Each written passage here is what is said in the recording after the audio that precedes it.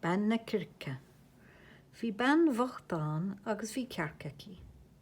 Bhearach an chearc ó gach lá. Si an chearc is fear in éan í a dearach an bhean bhacht. Chúla ben eile.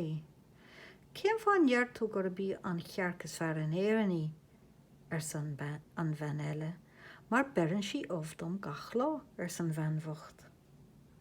Ní éon ní é sin san bhean eile. Dá méireach si gá ábh gach lá níor bhiste dit se bheith muo a bheistí. Ón lá sin amach, níor an éon bheas ag an mean ar a ghearc. Ní léon wathonat a dar si léhi. Cén fáin nach mar an tú gá ábh gach lá. Ní dearach an chearc ach tsúk, tsúk, tsúk. Tá is agam cad a dhéanamh me leat ar san bhean. Teoirtí mé gá irid dit le nithe. Rinne si sin. Thugach si gá irid mine don chearc gach lá. Tucha cearc gachnaí a thugach an bhean dí.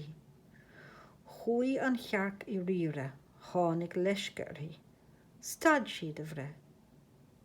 Ní rug si as sin amach. A chón sa an bhean bhacht.